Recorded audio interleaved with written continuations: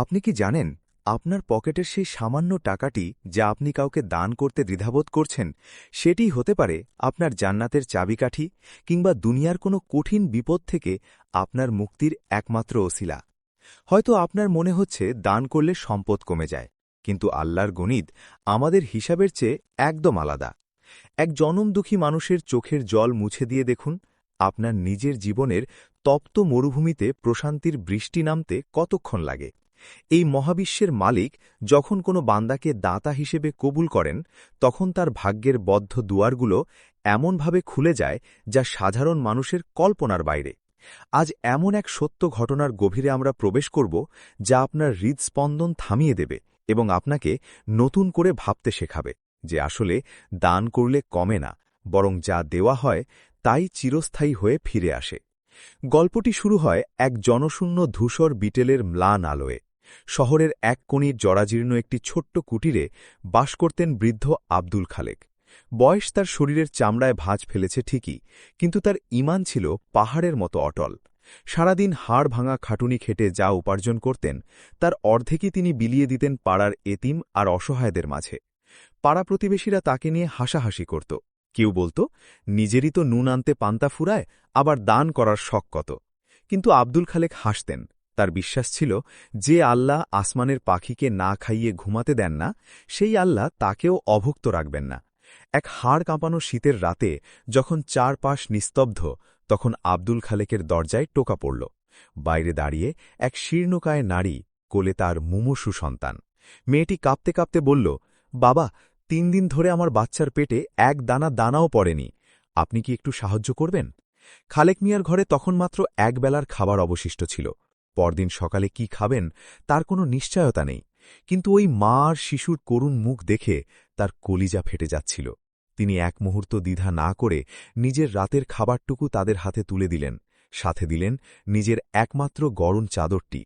সেই নারীটি যখন তৃপ্তির হাসি দিয়ে বিদায় নিলেন, খালেক মিয়ার মনে হল তার পুরো ঘর যেন জান্নাতের ঘ্রাণে ভরে গেছে। ক্ষুধা পেটে নিয়ে তিনি যখন সিজদায় লুটিয়ে পড়লেন, তার চোখ দিয়ে অঝোর ধারায় অশ্রু ঝরছিল। তিনি বলছিলেন, হে আল্লাহ, আমি তো সামান্য মানুষ, আমার সামর্থ্য খুব কম, তুমি এই সামান্য দানটুকু কবুল করো। সেই রাতে তিনি এক অদ্ভুত স্বপ্ন দেখলেন এক বিশাল বাগান, যেখানে প্রতিটি গাছের পাতায় পাতায় সোনার হরফে লেখা দানের বরকত। পরদিন সকালে যখন তার ঘুম ভাঙল, দরজায় এক অপরিচিত লোক এসে দাঁড়াল। লোকটির হাতে একটি বড় থলে। সে বলল, আমি আপনার দূর সম্পর্কের এক আত্মীয়ের পক্ষ থেকে এসেছি, যিনি মারা যাওয়ার আগে আপনার নামে তার সম্পদের একটি বড় অংশ ওসিয়ত করে গেছেন। খালেক মিয়া অবাক হয়ে আকাশের দিকে তাকালেন। তিনি বুঝতে পারলেন, কাল রাতের সেই এক লোকমা খাবার আর একটি চাদরের বিনিময়ে রব তাকে রাজকীয় সম্মান দান করেছেন। কিন্তু এই প্রাচুর্য কি তার অন্তরকে বদলে দেবে, নাকি তাকে আরও বিনয়ী করে তুলবে? সম্পদের মোহ বড় কঠিন পরীক্ষা। আব্দুল খালেক জানতেন, এই টাকা তার নয়, এটি তার কাছে একটি আমানত মাত্র। তিনি সিদ্ধান্ত নিলেন, এই সম্পদের প্রতিটি কণা তিনি আল্লাহর পথে ব্যয় করবেন। এভাবেই শুরু হল এক অভাবনীয় যাত্রার, যেখানে প্রতিটি পদক্ষেপে ছিল অলৌকিক সব নিদর্শন। মানুষের সেবা আর কল্যাণে তিনি নিজেকে এমনভাবে বিলিয়ে দিলেন যে তার নাম ছড়িয়ে পড়ল দিক দিগন্তে। কিন্তু এরই মধ্যে এক কঠিন পরীক্ষার মেঘ ঘনিয়ে আসতে শুরু করল তার জীবনে। মানুষের হিংসা আর লোভের দৃষ্টি পড়ল তার উপর।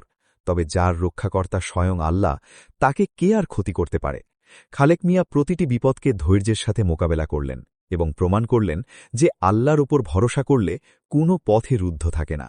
এক অন্ধকার রাতে যখন একদল ডাকাত তার বাড়িতে হানা দিল, তখন এক আশ্চর্য ঘটনা ঘটল। তারা যখন সিন্দুক খুলতে গেল, দেখল ভেতরে কোনো টাকা নেই, বরং শুধু শুকনো রুটি আর পানি। ডাকাতকা অবাক হয়ে জিজ্ঞেস করল, এত সম্পদ কোথায় গেল? খালেক মিয়া শান্ত কণ্ঠে বললেন, সব তো আগেই পরকালের ব্যাংকে জমা দিয়ে দিয়েছি। ডাকাতদের সর্দার সেই কথা শুনে স্তব্ধ হয়ে গেল। তার চোখের সামনে নিজের পাপের পাহাড় ভেসে উঠল। সেই রাতে এক ডাকাত সর্দার তার পায়ে লুটিয়ে পড়ে তওবা করল। দানে কেবল সম্পদ বাড়ে না, মানুষের আত্মা পর্যন্ত পরিবর্তন হয়ে যায়। এটাই ছিল তার শ্রেষ্ঠ উদাহরণ। এভাবেই দিন কাটতে লাগল, আর বরকতের বৃষ্টি নামতে লাগল তার জীবনে। অভাবী মানুষের ভিড় বাড়ল তার দুয়ারে, আর তিনি 2 হাত ভরে বিলিয়ে দিতে লাগলেন। কারণ তিনি জানতেন, কবরে যাওয়ার সময় হাতের মুঠো খালিই থাকবে, শুধু থাকবে এই নেক আমলগুলো যা তিনি মানুষের কল্যাণে রেখে যাচ্ছেন। জীবনের এই অন্তিম লগ্নে এসে তিনি আরও বেশি ব্যাকুল হয়ে উঠলেন রবের সান্নিধ্য পাওয়ার জন্য। তার প্রতিটি কথা, প্রতিটি কাজ যেন এক একটি জীবন্ত নসিহত হয়ে দাঁড়িয়েছিল সমাজের মানুষের জন্য। দান কেবল অর্থের হয় না, একটা মিষ্টি হাসি, একটু সান্ত্বনার বাণীও যে বড় দান হতে পারে তা তিনি শিখিয়ে দিলেন সবাইকে। আব্দুল খালেকের সেই ছোট্ট ঘরটি এখন এক বিশাল আশ্রয়স্থল। যেখানে একসময় দেওয়ালগুলো নোনা ধরা ছিল, সেখানে এখন প্রতিনিয়ত জিকির আর অভাবী মানুষের দোয়ায় মুখরিত থাকে। কিন্তু বরকত কেবল সম্পদে সীমাবদ্ধ থাকে না, তা ছড়িয়ে পড়ে মানুষের অন্তরেও। খালেক মিয়ার বয়স বাড়তে লাগল, আর তার সাথে পাল্লা দিয়ে বাড়তে লাগল তার দানশীলতার ব্যাপ্তি। একদিন গ্রামের এক ধনী মাতব্বর তাকে এসে জিজ্ঞেস করল, আচ্ছা খালেক, তোমার কি ভয় লাগে না? এই যে দুহাত ভরে বিলিয়ে দিচ্ছ, যদি হঠাৎ তোমার সব ভুরিয়ে যায়, তখন এই বৃদ্ধ বয়সে তোমাকে কে দেখবে? খালেক মিয়া এক চিলতে হাসি দিয়ে আকাশের দিকে ইশারা করলেন। তিনি বললেন, ভাই, যে আল্লাহ আমাকে শূন্য হাত থেকে পূর্ণ করে দিয়েছেন, তিনি কি আমাকে ফেলে দেবেন? আমরা তো কেবল দাতার প্রতিনিধি, আসল দাতা তো উপরে বসে আছেন। মাতব্বর স্তব্ধ হয়ে ফেলে গেলেন। খালেক মিয়ার এই বিশ্বাসের পরীক্ষা শুরু হল যখন শহরে এক ভয়াবহ মহামারী আর দুর্ভিক্ষ দেখা দিল। চারদিকে হাহাকার। যাদের অনেক সম্পদ ছিল তারাও ভয়ে ঘরের দরজা বন্ধ করে দিল। কিন্তু খালেক মিয়া উল্টো পথে হাঁটলেন। তার গুদামে যত খাবার ছিল সব বের করে দিলেন। এমনকি নিজের থাকার শোবার ঘরটিও তিনি অসুস্থদের সেবার জন্য ছেড়ে দিলেন। তার একমাত্র ছেলে, যে তাকে এই বৃদ্ধ বয়সে দেখাশোনা করত, সেও হঠাৎ অসুস্থ হয়ে পড়ল। অনেকে বলতে লাগল, দেখো, এত দান সাদকা করে কি লাভ হল? নিজের ছেলেই তো এখন মৃত্যুর মুখে। কিন্তু খালেক মিয়ার চেহারায় কোনো উদ্বেগের ছাপ নেই। তিনি ছেলের শিয়রে বসে রাতভর কোরআন তিলাওয়াত করতেন আর চোখের জল ফেলতেন। তিনি জানতেন বিপদ আল্লাহর পক্ষ থেকে আসে পরীক্ষা হিসেবে, আর এই পরীক্ষায় উত্তীর্ণ হওয়ার একমাত্র হাতিয়ার হল ধৈর্য এবং দান। একদিন এক বৃদ্ধা তার কাছে এসে কিছু সাহায্য চাইলেন। তখন খালেক মিয়ার কাছে আক্ষরিক অর্থেই আর কিছুই অবশিষ্ট নেই। তিনি নিজের হাতের আংটিটি খুলে সেই বৃদ্ধার হাতে দিয়ে দিলেন। বললেন, মা, এটি বিক্রি করে আপনার প্রয়োজন মিটিয়ে নিন। আশ্চর্যের বিষয় হল, ঠিক সেই বিকেলেই তার ছেলের শরীরের তাপমাত্রা কমতে শুরু করল। ডাক্তাররা একে অলৌকিক বলে অভিহিত করলেন। খালেক মিয়া বুঝলেন, ওই বৃদ্ধার দোয়া সরাসরি আল্লাহর আরশে পৌঁছে গেছে। মানুষের বিপদ যখন চরমে পৌঁছায়, তখনই আল্লাহর সাহায্য খুব কাছে চলে আসে। তিনি বুঝতে পারলেন, দান কেবল নিজের সম্পদ বাড়ায় না, বরং এটি মানুষের হায়াত এবং সুস্থতাকেও ত্বরান্বিত করে। এই ঘটনার পর পুরো এলাকায় তার নাম এক জীবন্ত কিংবদন্তিতে পরিণত হল। দূর দূরান্ত থেকে মানুষ তার কাছে নসিহত নিতে আসত। তিনি তাদের বলতেন, দান করলে কখনো পকেট খালি হয় না, বরং মনের সংকীর্ণতা দূর হয়। তোমরা যখন কাউকে কিছু দাও, তখন মনে রেখো, তোমরা তাকে দিচ্ছ না, বরং তোমরা তোমাদের রবের কাছে অগ্রিম পাঠাচ্ছ। সময়ের চাকা ঘুরতে লাগল। খালেক মিয়ার শরীরের শক্তি কমে এল, কিন্তু তার রুহের শক্তি যেন আরও কয়েক গুণ বেড়ে গেল। তিনি এখন আর একা নন, তার সাথে আছে হাজারো মানুষের ভালোবাসা আর দোয়া। তিনি তার সমস্ত সম্পদ একটি ট্রাস্টের নামে করে দিলেন, যাতে তার মৃত্যুর পরও এই খিদমত বন্ধ না হয়। কিন্তু মানুষের স্বভাব বড় বিচিত্র। কেউ কেউ তার এই সরলতাকে সুযোগ হিসেবে ব্যবহার করতে চাইল। একদল লোক তার বিরুদ্ধে চক্রান্ত শুরু করল এবং তাকে সামাজিকভাবে অপদস্থ করার চেষ্টা করল। তারা প্রচার করল যে খালেক মিয়া আসলে কোনো মহৎ মানুষ নন, বরং তিনি মানুষের সামনে দেখানোর জন্য এইসব করেন। এই মিথ্যে অপবাদ তার কানে পৌঁছল, কিন্তু তিনি তাদের জন্য বিন্দুমাত্র ঘৃণা পোষণ করলেন না, বরং তিনি তাদের জন্য দোয়া করলেন এবং গোপনে তাদের বাড়িতে খাবার পাঠালেন। কারণ তিনি জানতেন, অন্তরের খবর কেবল আল্লাহ জানেন। সত্যের জয় একদিন হবেই, এই বিশ্বাসে তিনি অবিচল থাকলেন। অবশেষে একদিন সেই নিন্দুকরা নিজেই এসে তার কাছে ক্ষমা চাইল। তারা দেখল যে কঠিন সময়ে খালেক মিয়ার দেওয়া সেই খাবারই তাদের পরিবারকে বাঁচিয়ে রেখেছে। দানের বরকত এভাবেই শত্রুকে বন্ধুতে রূপান্তর করে। জীবনের এই পর্যায়ে এসে খালেক মিয়া বুঝতে পারলেন যে তার এই দীর্ঘ যাত্রার প্রতিটি ধাপ ছিল আল্লাহর এক একটি বিশেষ পরিকল্পনা। প্রতিটি মুদ্রা যা তিনি দান করেছিলেন, তা যেন 7টি করে শীষ নিয়ে এক একটি শস্যের দানার মতো ফুলে ফেপে উঠেছিল। তার জীবন এখন আর কেবল একটি কাহিনী নয়, বরং তা ছিল এক জীবন্ত মোজেজা। তিনি অনুভব করতে পারলেন যে তার প্রস্থানের সময় ঘনিয়ে আসছে, কিন্তু তার মনে কোনো আক্ষেপ নেই, কোনো ভয় নেই। তিনি এক তৃপ্ত অন্তরের মানুষ হিসেবে তার শেষ গন্তব্যের দিকে এগিয়ে যাচ্ছিলেন। অন্ধকার রাতে একা নির্জনে বসে যখন তিনি মহান রবের প্রশংসা করতেন, তখন তার চোখের জল দাড়ি বেয়ে গড়িয়ে পড়ত। সেই অশ্রু কোনো দুঃখের ছিল না, তা ছিল চরম প্রশান্তি আর কৃতজ্ঞতার।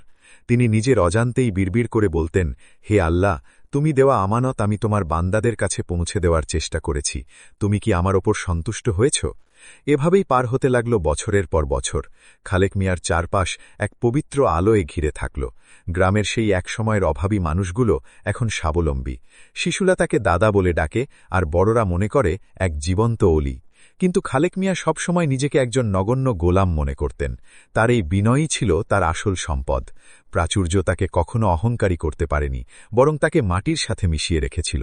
কারণ তিনি জানতেন মানুষের শরীরটা একদিন মাটিতে মিশে যাবে, কিন্তু তার কৃত নেক আমলগুলো কিয়ামত অবধি জিন্দা থাকবে।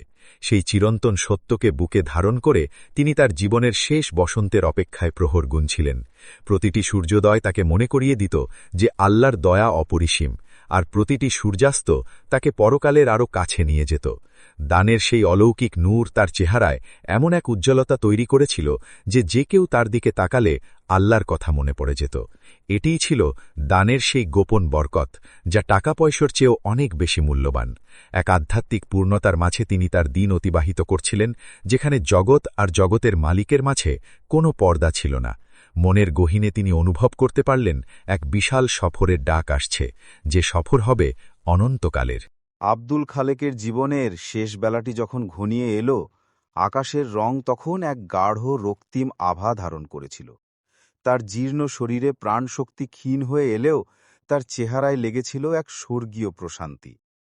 বিছানায় শুয়ে তিনি দীর্ঘশ্বাস ফেললেন, তবে তা কষ্টের নয়, বরং প্রিয়তম রবের সাথে মিলনের ব্যাকুলতায়। তার শিয়রে ভিড় করে আছে অসংখ্য মানুষ, যাদের তিনি একদিন অন্ন দিয়েছিলেন, যাদের মাথা গোজার ঠাঁই করে দিয়েছিলেন। সবার চোখে আজ অশ্রু, সবার হৃদয়ে আজ এক বিশাল শূন্যতা। খালেক মিয়া ক্ষীণ গলায় সবাইকে কাছে ডাকলেন। তার কণ্ঠস্বর কাঁপছিল, চোখের কোণে জমেছিল লোনা জল। তিনি বললেন, তোমরা আমার জন্য কেঁদো না, আজ তো আমার মুক্তির দিন। আমি সারা জীবন যা খরচ করেছি তার প্রতিটি কণা আমি এখন আমার সামনে দেখতে পাচ্ছি। আমার মনে হচ্ছে এক নূরের পথ দিয়ে আমি হেঁটে যাচ্ছি। ওরে দুনিয়ার মানুষ, তোমরা সম্পদের পেছনে ছুটে নিজের জীবনকে তপ্ত মরুভূমি বানিও না। দেখো, আজ আমি যাওয়ার সময় কিছুই সাথে নিয়ে যেতে পারছি না। আমার এই হাত দুটো দেখো, একদম খালি। এই যে দালান কোঠা, এই যে ধন সম্পদ, সব পড়ে রইল এখানে। শুধু সাথে করে নিয়ে যাচ্ছি ওই সামান্য দানটুকু, যা আমি নিভৃত রাতে আল্লাহর ভয়ে কোনো এক এতিমের হাতে তুলে দিয়েছিলাম। বিশ্বাস করো, যখন আমি এক লোকমা খাবার কোনো ক্ষুধার্ত মানুষের মুখে তুলে দিতাম, তখন আমি নিজের ভেতরে যে তৃপ্তি পেতাম, তা পৃথিবীর কোনো রাজপ্রাসাদেও নেই।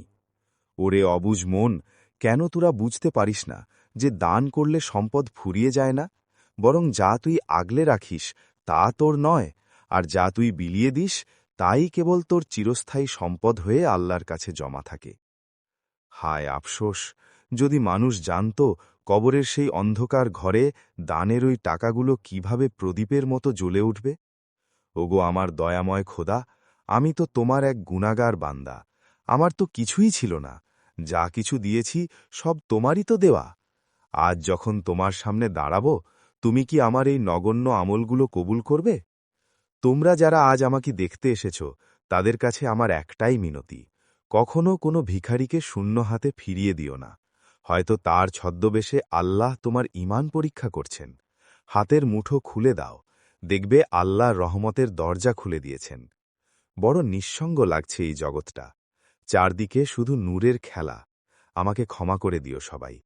হে আমার রব, আমি আসছি তোমার কাছে, তুমি কি আমায় গ্রহণ করবে না? আমার জীবনের সবটুকুই তো তোমারই নামে উৎসর্গ করা ছিল। খালেক মিয়ার চোখ দুটো আস্তে আস্তে বুজে এলো, তার ঠোঁট দুটো শেষবারের মতো নড়ে উঠল। লা ইলাহা ইল্লাল্লাহু মুহাম্মাদুর রাসূলুল্লাহ। ঘরের ভেতরের কান্নার রোল আর বাইরের পাখির কলকাকলি যেন এক হয়ে মিশে গেল। মানুষ দেখল খালেক মিয়ার নিথর দেহটা পড়ে আছে ঠিকই, কিন্তু তার মুখে এক অমলিন হাসি লেগে আছে। সেই হাসি যেন বলে দিচ্ছিল, দানে বরকত কেবল কথার কথা নয়, এটি এক পরম সত্য, যা মানুষকে মৃত্যুর ওপারেও রাজকীয় সম্মান দান করে। আজ খালেক মিয়া নেই, কিন্তু তার রেখে যাওয়া আদর্শ আর ওই দানশীলতার গল্প প্রতিটি মানুষের হৃদয়ে গেঁথে রইল।